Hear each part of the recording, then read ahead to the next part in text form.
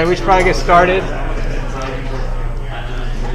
Okay, it's a few minutes after the time, so let's quiet down. All right, come on, guys, we gotta get started. Let's quiet down. Okay. All right, so I think I'm recording. Yep. All right, so here we are. Still in week 6, so you should be doing the reading. Okay.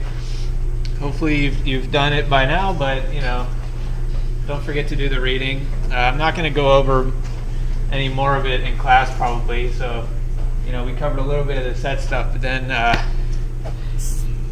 wait, maybe I'm thinking of. Let me remind myself of chapter 18. There's some stuff about balanced binary trees. Okay, so I'm not going to go over that in class, but we are going to have a programming assignment where you're doing some programming activity related to balanced binary trees. Okay, so that'll be interesting. And we'll start talking about state and equality next week. And well, I don't know how many lectures I'll spend on this stuff. Maybe only 1 or 2, and then we might want to get a head start on some of the more fun programming languages stuff, because what I'm thinking this year compared to last year is that I TA'd this course last year, and we were pretty limited in what we covered with this stuff, and so I'm hoping now that I have some more. I'm here to kind of give more guidance. I can guide us through, so we can make things a little more interesting this year compared to last year, and have a little more fun with our little programming language that we'll be implementing. All right, and so I might want to get kind of a head start on doing that. So that'll probably be next week. All right. Yeah. So what I want to do today is introduce a programming technique, a functional programming technique for doing error handling. Okay, and it's a little bit more than just doing error handling, but that's our main excuse for using it. All right.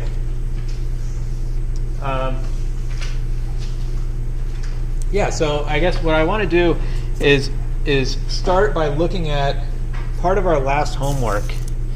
So let me find it. PA2.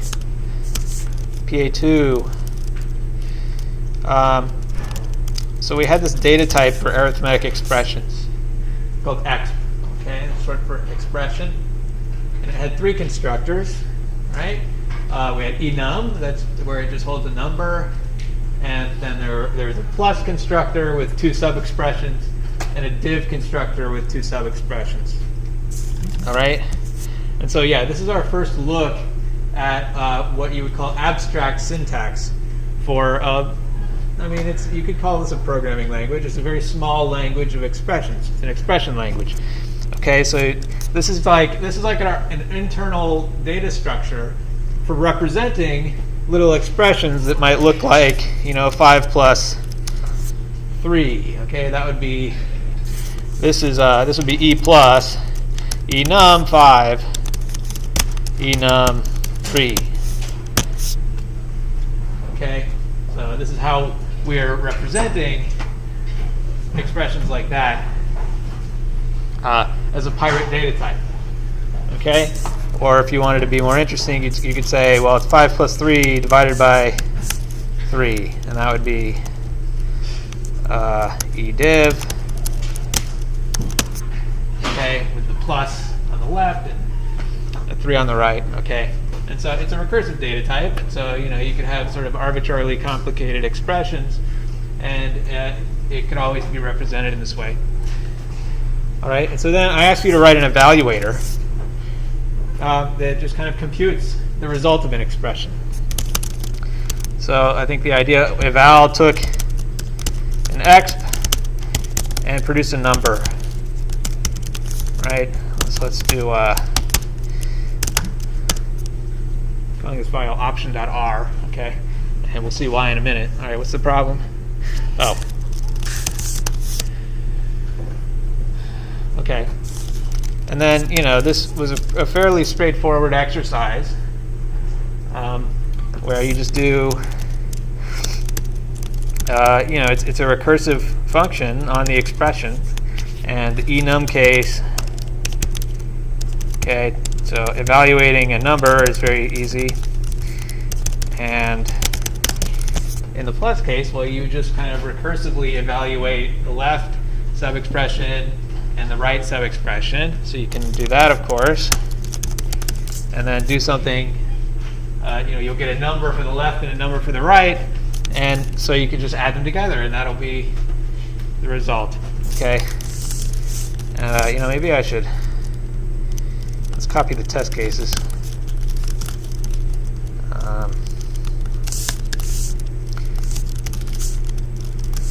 Sorry.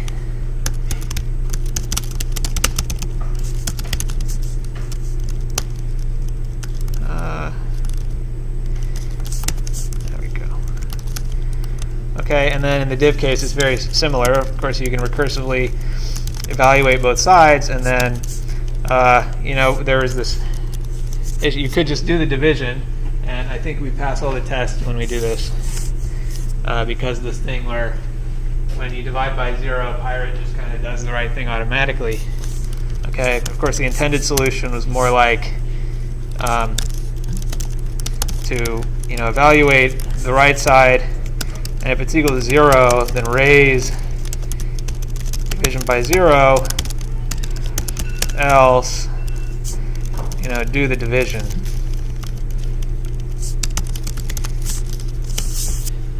That's really what I intended, of course. And we're being a little bit wasteful, perhaps, evaluating the right-hand side twice. Okay, so you could say, okay, VR equals val r, to only evaluate it once to get the value, or m maybe. Pick a better name. All right. So your solution probably should have looked something like this. Okay. But then. For me, this kind of thing is not very satisfying. You don't see it. It doesn't seem so bad in this very small example, but essentially the idea is that this raises thing is not very satisfying, and it's not very robust. It kind of just panics the program and crashes it whenever you raise an error.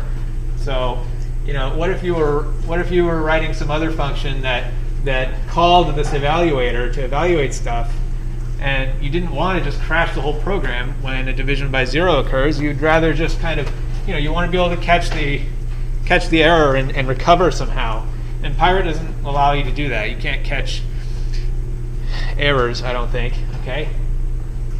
And so we're gonna change this to not use raises at all. And so this function will never raise an error in that way, but we'll do it more explicitly within the type system, okay? And that's what we're going to use this option type for. So let's go take a look. Pirate option. Let's look at the type again. Okay? So the type itself, it's very straightforward. Okay, it has two constructors. One of them is called none, and that's just a special value, none. And the other is sum, with a value of type A inside. And so all this is just kind of a wrapper around a type A. Okay, so if you have some type A, then you could say option of A, and all you're doing is sort of augmenting the type with an extra value for none. Okay, that, it's either just some value of the original type, or this special value for none. Okay, so you're just kind of adding one value to the type, and that's what we're going to use to signal error. All right. So we're going to change our evaluator so that it doesn't return number, but it returns option of number. Okay? And so then if it succeeds, it'll return sum, the return value. But if there's a division by 0, it will return none, and that means that something went wrong. So I'll go ahead and fix the test cases to do that. To wrap all the results in the sum constructor, and here instead of raises division by 0, I'll say is none. Okay, is none. Okay. Of course, it's not going to work yet because we haven't updated the body of the function, but let's see what it says. Well, there's a type inconsistency on line 9 where there's a mismatch between option number and number. So if we look at line 9, it's probably right here. Oh, well, it's pointing. Okay, it's actually line 11. All right. Of course, the problem is here, where we're putting a number there, and of course, it expects an option of number. So how do you turn a number into an option of number? Well, you just wrap it in sum. So now that's an option of number. Okay. So we can fix that error. Now there's another one. Okay. Huh? Okay. Well, so here it's complaining. It says an object of number does not have plus. Okay. So it's kind of, there's some weird like internal stuff going on. It's because we're trying to add these things together, but now eval is not a number. It's an option of number because that's what you get from the evaluator. So we have an option of number here and an option of number here. And the behavior that we want really is that if one of those fails, if you fail while evaluating one of the sub-expressions, then the whole expression fails. So you want to just kind of propagate the error. So what that means is that if this is a none, then we want the whole thing to be none. Or if this one is none, we want the whole thing to be none. But if they both return sum with numbers inside, then we can take those numbers, add them together, and wrap it back up in a sum constructor. And so let's go ahead and do that in the sort of the most straightforward and naive way. But we'll see that there's a better way to do it. But let's do it the simple way first. So what we'll do is consider the cases. I'll evaluate the left side, and if it's none, then the whole thing will be none. Else, if it's sum of a number,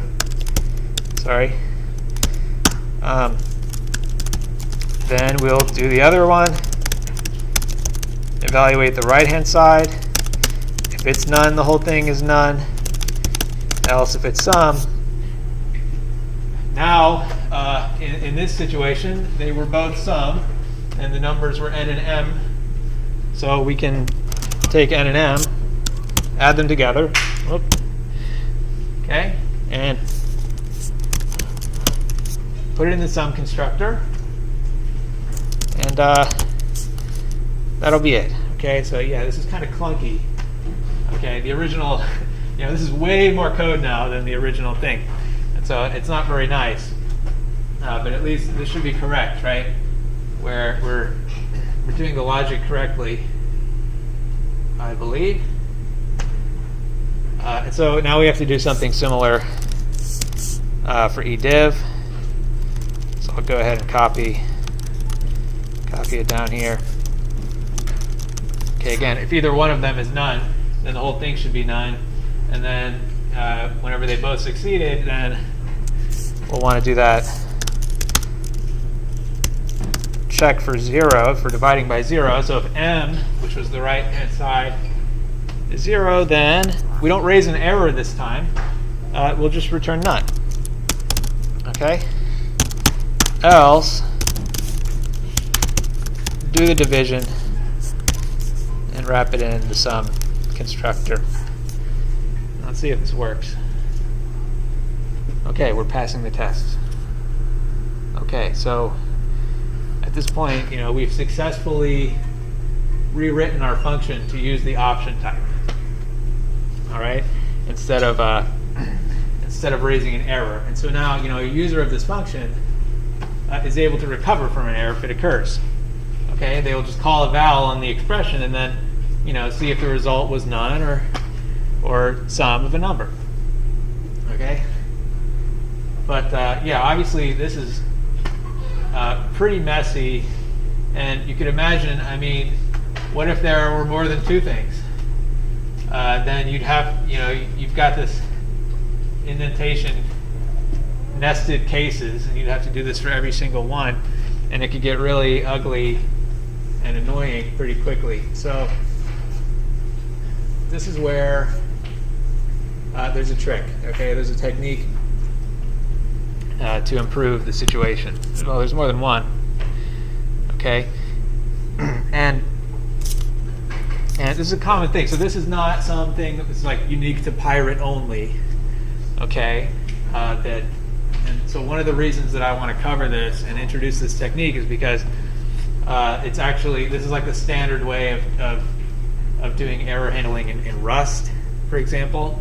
And if you're taking 4100, I don't know how it'll be offered next time, but the last few years, we've used Rust, and so and Rust has some kind of special syntax built in to make it easier and to kind of do the thing that we're gonna look at in a minute, but that having that syntax there can kind of obstruct what's happening, what's happening underneath. So I think it'll be good for us to kind of look at what's really happening underneath. So Pirate doesn't have the same kind of syntactic sugar that other languages have, so it's still not going to be perfect. Okay, even we can clean this up a bit, but it's still not going to be quite as nice as in a language like Rust. But it's still good for us to see, what's going on. So, all right, what are we going to do? So, if you think about what's happening here, what the pattern is essentially you've got some computations that you want to do. So, like for us, say we need to evaluate the left side and the right side, and these are computations that might fail, and basically we want to just like sequence them in such a way that if any one of them fails, then the whole sequence fails, right? That's the common pattern, is we're just performing some computations that might fail, and whenever one succeeds, then you just kind of move on with the value and do the next thing and keep going. And if at any point one of them fails, then you just kind of exit out with the failure. Okay, so that's the common pattern.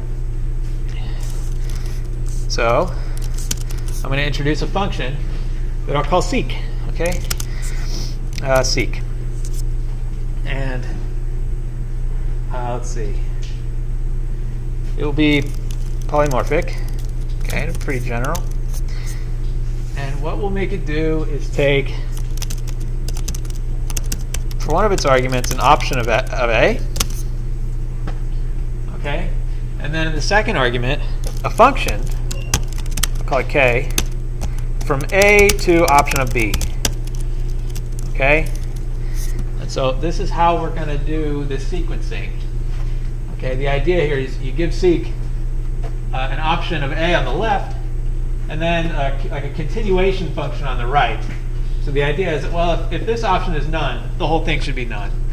But if it's some with a value inside of type A, then take that value and feed it through to get the next thing. All right. So the result is an option of B. Sorry. Option B.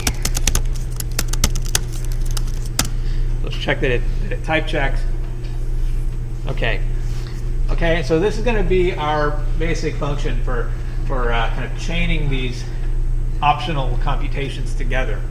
Okay, sequencing, or you could call this sequential composition of optional things. Okay, and so, well, how will we do it? Well, just going through the intuition of what we wanted. It depends on x. If x is none, the whole thing should be none. Let's do cases. Okay, so that part's easy. And if it's some of a value of type A, then we'll just feed it through to K. And that will give us an option of B, which is what we need in the end. So, it's rather straightforward. And this, with this function, this kind of encapsulates this pattern of what we're doing here. Okay, so now we can rewrite this a bit to make it a little nicer. So here, I'll just go ahead and I want to save that. Now we'll rewrite it. Okay. So now what will we do in the plus case? It's like, well, we want to kind of just sequence these things. We want to like evaluate L, and then for the next step evaluate R. So I'm going to use seek. Okay, and so the first argument needs to be an option of something. So I'll say eval of L. All right. So this will give us an option of number for the left-hand side. And then what do we need here? A function that takes a number in our case. Is A will be number and produces an option of something. So I'll take a lambda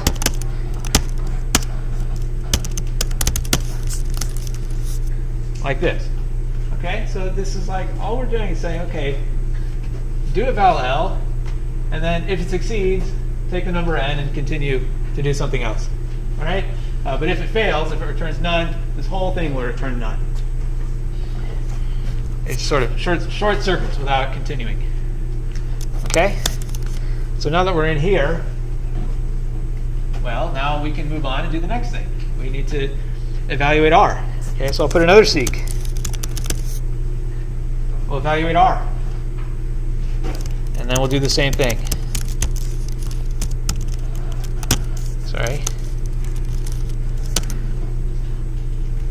Okay. And so this does the same thing. Okay, we'll evaluate R. If it succeeds, take the value m and continue with it. So now in here, we have access to both n and m.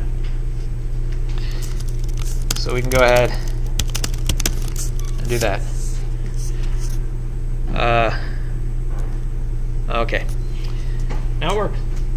Okay, so it's not perfect. It's not that much better. But it is better this way. Okay. So let's go ahead and rewrite the div case as well. And it'll be very similar.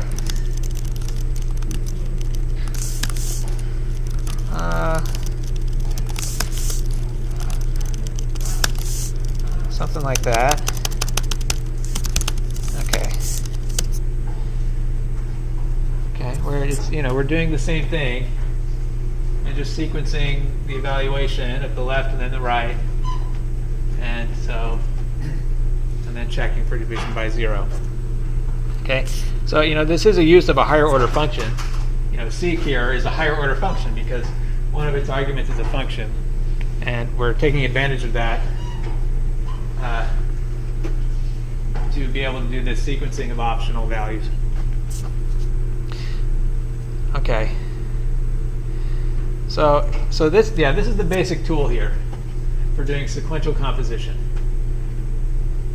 So when you don't have any better idea, then this is what you should do. This is kind of the default strategy for doing this with the option type. Okay, but there is another thing. There's another trick. So one of the nice things about our original formulation, or the original definition, was that, like especially this plus case, it was so nice, like this, right? It was so just smooth and slick to be able to do it this way. Say, well, just recursively evaluate the sub-expressions and then add them together. Okay, and so we lose that when we have to deal with this option type. And the issue here was that, well, you've got an option of number and an option of number, and you need a way to add them together, right? And there's no addition is not defined on the option type. Okay, so one of the things that you can do is that you can kind of recover this situation a little bit by doing what's called lifting to the option type. Okay, so you can take an operation like plus and lift it to the option type. So if it's an operation on numbers, then you can transform it into an operation on option of number. Okay, and so let me go ahead and define and show you what I mean. Okay, so I'll call it lift2 because it'll take a binary operation, or a function of 2 arguments, and lift it to the option type. Okay, so it'll take an f of, let's see, a, b, or a c. Okay, so this is a very general operation. It doesn't really care what the types are, and they don't even have to be the same for the arguments. Okay, and how will we do this? We want the result to be kind of the same thing, but like this. Okay, so we'll take a function that looks like this from a, b to c, and turn it into a function that looks like this from option A, option B to option C. Let's check. What's the problem? 26. Oh, it's still complaining about this. Okay, that's fine. All right, so how will we do it? Well, okay, we need something of this arrow type here. So I'll put a lambda. Okay. It takes x and y. Oops. Where x has type option of A and y has type option B. Okay, and then I suppose we probably could do this in a better way, but let's go ahead. And so what we're doing here is kind of encapsulating this annoying cases stuff inside this function. So let's see. Again, none goes to none.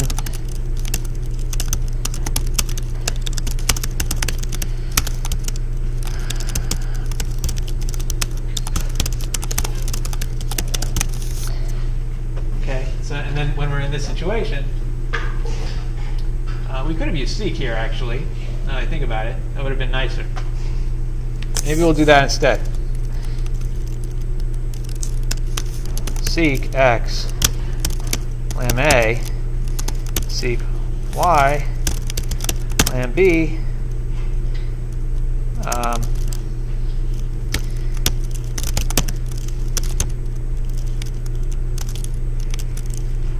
is that going to work? Let's see. Oh, it's still complaining about this.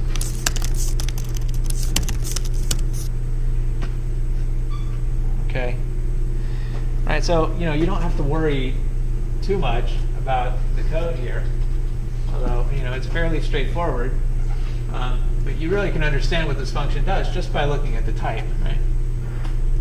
So now what we can do is we can take our plus function and lift it. And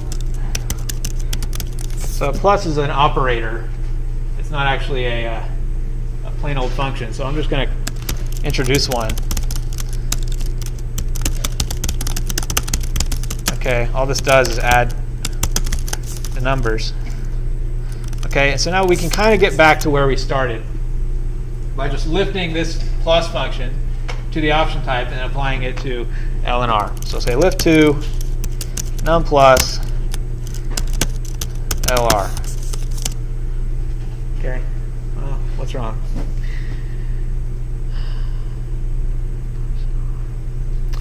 Well, we have to evaluate them.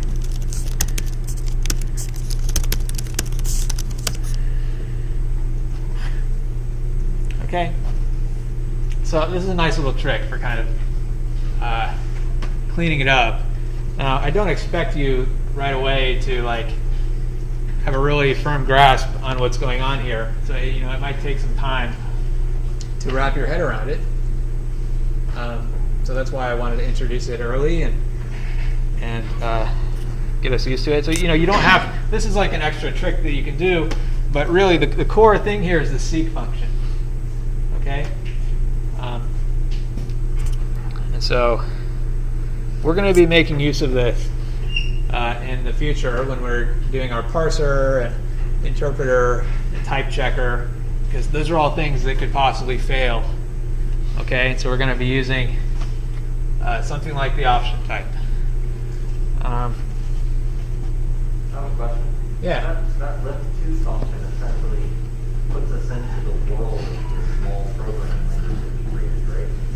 Sort of. I mean, it puts you into the option world. This is kind of what it is. So you can sort of take some operation, lift it into the option world in a way. So you could also have lift 1, which is similar, but just a function from A to B. And it'll give you a function from option A to option B. Okay. Of course, we'll make it a lambda. And seek x kind of annoying.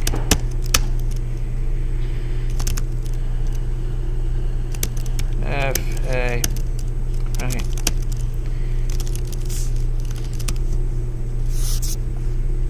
Okay, so you can always like be clever and come up with fancier ways of writing these things, but this is good enough. Yeah, so this is a higher order function, of course, and it's sort of, it's taking f from A to B and turning it into something from option A to option B. It's a function transformer. It's lifting it into the option type. Okay, and it's giving it this behavior of like of essentially none gets propagated. That errors are propagated, or that none is like toxic or something. That as soon as it appears, the whole thing becomes none. Right? And it's and that's because we're using seek there. What time is it? Okay. All right. So that's sequential composition with the option type. So there's another kind of composition that's useful that you could call parallel composition. Okay. Now, I was struggling to come up with an example, so it definitely is useful, especially when we get to the parser. This next kind of composition is useful there, but it doesn't really make sense in the evaluator example here. And I don't know if I have enough time to really develop an example, but I still want to show it to you. Okay, so I'll call this plus. Okay, for the lack of a better name. And what it'll do is take two options with the same type. Oops. I'll give you an option of that type. Okay, so the idea here is that this is going to give you sort of either or. Okay, so it'll look at the first argument and say, well, if it's none, then okay, try the next one. But if it's some, then that will be the result. Okay, so in a way, seek was sort of like and. Okay, if you're doing sequential composition, you're saying, all right, this needs to succeed, and the next one needs to succeed, and the next need to succeed. And if any one of them fails, then the whole thing fails. Well, this is kind of like the dual to that. It's more like or. You're saying like x or y. Only one of them needs to succeed, and then the whole thing will. Okay? So we could do this with like, just see if x is if it's none, then we'll just go to y. And if it was sum of something, well then, we could write it this way. Okay. I don't know if you've seen this else thing. It's sort of a catch-all, like, if you reach here, this always matches. Okay. And so this is also very useful. So, these are, we've seen products and sums in our algebraic data types, and they those ideas show up here as well. This is kind of like product of options, and this is like a sum of options. Okay. Yeah. And so this can be useful for doing essentially it's when your computation is like, well, try one thing, and if that works, then okay. But if it doesn't work, then backtrack and try something else, right? So it's like, You just need one of these things to work, not all of them in sequence. Okay, so that's a really nice way sometimes to do things like a parser that we'll get to, where the parser is sort of like, well, try to parse it as this kind of expression. And if that fails, then okay, try to parse it as a different kind of expression. Okay, and it gives you a really, kind of easy mode way of structuring that kind of thing. Okay.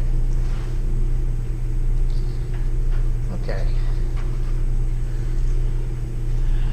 Right, and I don't think we have enough time for me to show you an example of using this, but I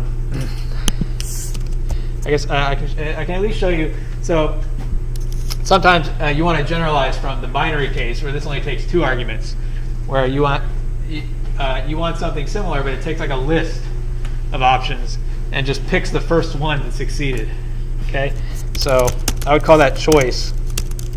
So the idea is that this takes a list of options and just gives you the first one that succeeds. Okay, and of course you could do this by induction on L or recursion on L. Okay, but I would use fold R probably. This ends up being pretty clean. Okay, you just fold plus over the list with none on the end. So, that's the default value. If they're all none, then you hit none at the very end. The whole thing is none. Okay. And so this is what I would use. We will probably end up using something like this for our parser. All right. Is that also parallel composition? Yeah, because it's using plus. So I guess if you think about what this is doing, if you recall what fold R does, let's see. So if you have a list of options where, say, you've got like none, some of something, none, empty, then fold R, what you're doing is telling it like what to replace each of the links with and what to replace empty with. So we said, well, replace empty with none and replace all the links with plus. Okay, so this would be, none plus, which I'll just write as a plus, some x plus none plus none. Okay, and it's a right associative fold, so it looks like this. And the way that it works is it'll say, okay, at the top level here we have plus of none and something. And it'll say, okay, well, none is no good, so move on to the next. And then we have plus of some x with something. And it'll say, okay, we hit some x. So that's the answer. And we're done. Okay. So, calling it parallel composition, we don't necessarily mean that, you run these things in parallel. I suppose, in principle they could be because they're sort of independent of one another. But it just means that they don't have to run in sequence, So I guess it's kind of the same thing. In principle, they could be parallelized, but they don't have to be. Okay. All right, so then one last adjustment to this situation is that we're not actually going to use the option type. We're going to use one that's very similar that is just a little bit richer. All right, so I'll show you what it is. Okay, so instead of the option type, we're going to use one that's called result. Result.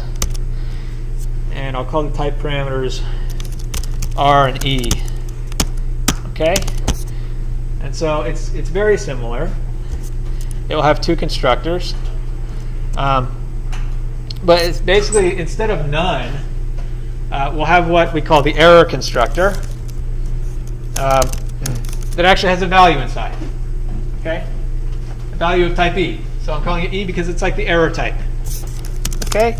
And then instead of the sum constructor, we'll have an OK constructor with something of type R that's like the result type. Okay, and so the way we're going to use it is exactly the same. It's just like the option type, except instead of none, we use an error constructor that actually can carry some information. So it pretty much just means that we're going to use string here for E. And so when you have an error, you can actually put an error message inside. All right, but then all these other things are the same. Like, it has the same basic operations. We'll have the sequential composition and parallel composition. Okay, and so it all ends up being exactly the same, except when you say none, you'll say error instead with a message inside. Okay, so that's what we're actually going to be using. And if you go digging around on the internet, for example, like this is what they use in Rust. Okay, and this would look like obviously we're not learning Rust here, but this is looking kind of familiar. Okay, so I guess that's all that we'll cover today. It's a little bit early, but I don't really have anything else planned. We have the quiz today after class. Okay, so it'll become available at 4 until 11:59 on Blackboard. Hopefully, all the answers are right this time. Okay, I took it myself to make sure. I think it's okay. So now we need to see if we have a quiz.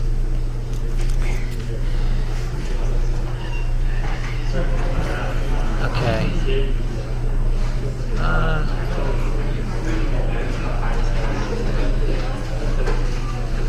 Okay.